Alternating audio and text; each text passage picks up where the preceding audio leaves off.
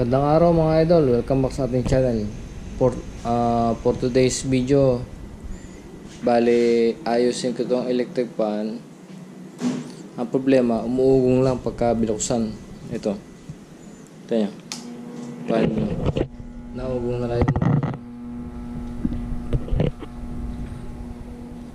is either capacitor or bushing or yung shafting nya. Pero ang concern ko, masyado kasing malakas sa kuryente ang mga ganyan eh. So ang bala ko, papalitan ko ng ganito. Papalitan ko ng DC motor. Yan. Halos kalahati ang mababawas niya sa konsumo ng kuryente. Yan. Ang problema lang, ito medyo malaki yung dumating na order ko ng power supply. Bali 12 volts lang to. Motor 12 volts. Ilipat ko rito. Napanood ko kasi sa YouTube, sa internet, na pwedeng gawin yun.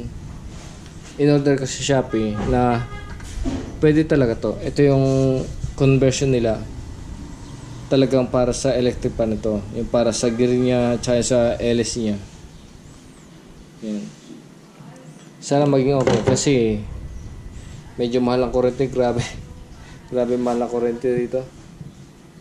Hindi katulad dyan sa Kuwait. Ang mura lang. Yan. So ito mga gagamitin natin. Soldering lead, soldering iron, screwdriver plus screwdriver, kunting plies, long nose, sa itong motor at power supply. Yan. Sana maging okay. Bale, first time ko palang gagawin to. First time ko palang sumubok lang ganito. Ewan ko kung okay. Pero nakikita ko sa iba, mukhang okay naman. Tumatagal daw. Okay. Say ko kung tumagal na isang taon, pwede na rin. Di ba mga idol? Panoorin nyo lang kung paano ko ginawa. So, bali, unang-una gagawin natin, babaklasin natin ito lahat para ma-access natin yung motor.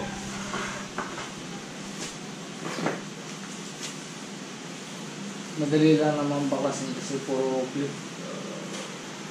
Kasi biglang humingi. Kala ko maluwag lang ang kwan. Ang LC. Kaya mas gusto natin yung DC motor. Mas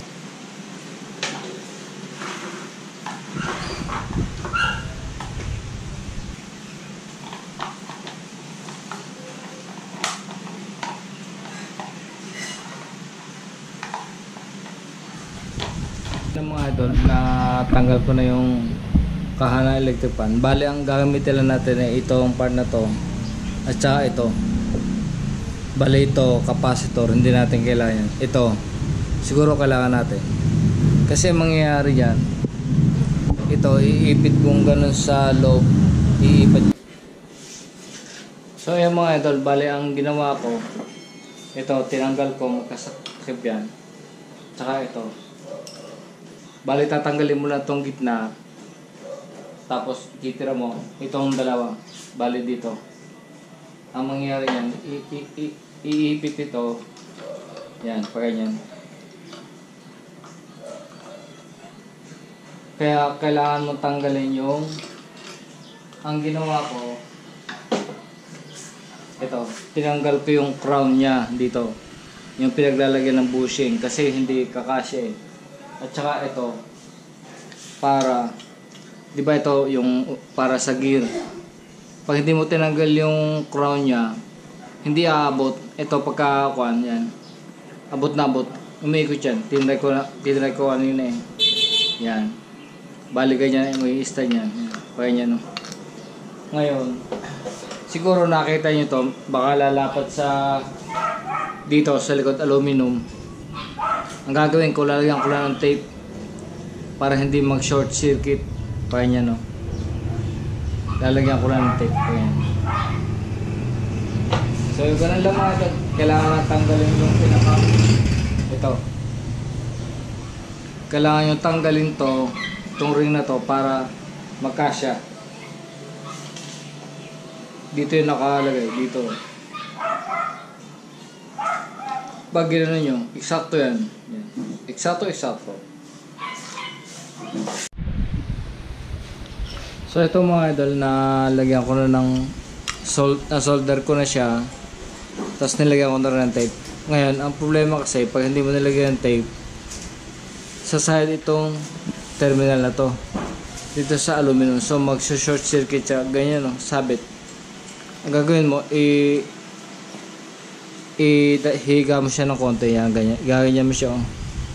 Para sumakto dun. Ayun, oh. Yan. Sakto-sakto. Sakto-sakto dun sa pinakang ano niya. Nalapat siya, pero hindi naman mag-ground kasi may tape na. Kung may heatsink kayo, mas maganda yun. Pero wala ako nun, kaya tape na lang muna. Ayan, ganyan siya. Sana wag mag short circuit. Pero hindi naman, matibay naman to. Maganda yung pagkakabit ko. Ganda. So ito na mga idol, ikabit na natin. Tingnan natin kung sakto. Yan, ganyan lang siya. Tapos itong isa, lalagay natin sa likod. Para mag-isa. Bali, ang gagamitin natin ay yung tornilyo pa rin yan. Ito, yung mahaba. Bali kasi nawala lang yung motor dito. Pero spacing naman niya, kasya pa. Sakto. Yan. Bali, iipitin lang natin yung motor. Para hindi gumalaw. Yan, paganyan lang. Iipitin. Ganun pa rin ang sukat niya. Iipitin lang natin yung motor. Yan. So bali, ganyan mangyayari mga idol. Awang. Bali, ibitin nyo lang yung motor mismo. Tingnan nyo lang kung medyo gitna siya. Ito naman gitna niya. Para maluwag naman yung galaw niya. Tapos yung sa likod. Yung sa likod, ito sakto rin. Gagana siya. So, gagana pa rin yung gear niya. Basta kailangan lang medyo gitna yung motor niya. Yan. Yan setup niya. 'Di ba? Kala mo walang motor eh. Lagpasan lang siya. Ayun. Tingnan natin kung okay. Pero mukhang okay naman. See. So bali ito lang magiging wiring niya. Yung plug niya dati pinutol ko kasi gagamitin ko. Ito bali ang mangyayari ito mapupunta rito. Dito lagay dito. Yan, ito dito. Tapos yung selector switch niya, ito. Bali ito lang ang kailangan natin. Ito isa tapos tatlo. Pag didiktikin ko na yan. Kasi pag in-on ko siya, ito nga pala mga idol ay wala nang speed, bali rekta na. Although may nabibili namang yung parang switch para lumakas sumina, kaso hindi na ako bumili kasi meron din naman eh. So bali rekta siya, tapos dito natin ikakabit yung output na 12 volts dito. Yan. Kaya kung gusto mong buhayin, ito pa rin gagamitin mo. Ito yung number 1, bali wala ito 1, 2, 3 0 lang, off at saka on, open on lang to. Bali ganun mangyayari dyan. Basta ito yung tatlo, kasi ito 1, 2, 3 pag didikit-dikitin ko na yan, tapos itong isa hiwalay. Kasi pag ito in-on ko, so kahit number 1 siya, number 2, number 3 mag-on tong motor kasi wala naman to 1, 2, 3 tapos ito sa output ng DC. Ito yan. So bali ayan mga idol, naikabit ko na yung mga wiring niya. Ito sa motor niya diretso sa switch. Yan. Para pag ilagay ko to sa number 1, 2 or 3 bubukas siya. Tapos ito yan. Ito diretso sa output 12 volts niya. Ito kasi bali 12 volts. Ito yung 220. Ito yung A sa 220. Tapos output dito 12 volts. Yan. Setup ko. Ito. I-try natin kung gumagana. Kaya isaksak natin na kung gumagana. Ito. Tingnan natin kung gumagana. Bigla ng spark. So ayun, umilaw mga idol. So ibig sabihin 220 ang output niya ay 12 volts. So ito na tingnan natin kung gagana to. Tingnan lang natin. So bale naka 0 siya, ibig sabihin off. Pag inilikot to sa 1, 2 or 3, dapat gagana yung motor na yun. So tingnan natin gagana. Okay. O yun mga idol, gumana. Ayan o, gumagana o. Umikot siya. Papatayin ko. Yan. So tagumpay ang ating DIY. So ito na mga idol, okay na.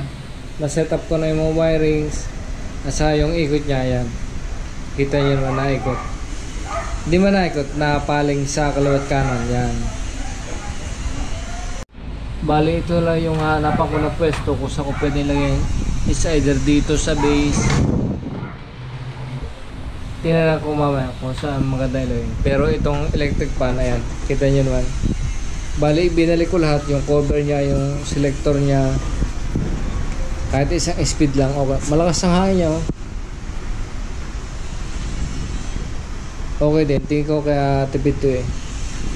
Kasi 12 volts ang nagpapatakbo dito, hindi AC. Kaya mas maganda. Okay. So meron pa tayong isa. Ayan. Meron pa akong isang motor. So titingnan ko kung alin yung medyo pasira ng electric fan para patang ko rin. Kasi nahinayan din ako pagka maayos pa yung electric fan tapos papatang ko, medyo nahinayan ako. Pero pagka ganito, ito talaga nasira nung last week. Kaya ginawa ko, umorder ako sa Shopee ng motor para pang replacement niya. Ito ay 12 volts. Tapos ang power supply niya ay 10 ampere yan. Nagkamali ako, dapat mas maliit eh. At least 3 ampere yan. Basta kailangan 3 ampere. Huwag kayong gagamit ng 2 ampere kasi ang 2 ampere napakadaling mag-init. Ay alam niyo naman, electric fan dito sa atin halos 24 hours na bukas. Ayan. So okay, tutuwa ako kasi nakita ko lang ito sa YouTube eh. Ngayon, ginagawa ko, okay naman. Malakas yung hangin niya kahit walang kahit walang selector na 1, 2, 3. Okay din yung hangin niya. Kung mayroon niya yung parang selector na switch, mas malakas siguro. Pero okay naman, satisfied ako. So ganoon lang mga idol, kung kayo may sira electric fan, ganoon din ang gawin nyo. Sayang eh, kaysa itapon yan ay okay pa naman. So ayun mga idol, bale nagawa ko na siya ng pwesto, kaya lang dito ko nilagay, hindi ko alam kung tama yan. Basta mahalaga yung blower niya nasa labas para yung init sa loob binubuga niya. Pag may nakita pa ako magandang pwesto, ililipat ko pa yan. Pero sa ngayon, ganyan muna. Hindi naman nakakurin dito eh. Kasi binaba ko yung kanya. May safety cover naman siya eh. Kaya okay lang. So bale yan. Sana tumagal to. Kasi ang electric fan ito ay halos 24 hours gumagana eh. So ganoon lang mga idol. Pagka may sira kayong electric fan at may pampalit kayong motor, ganoon ang gawin nyo. Okay mga idol.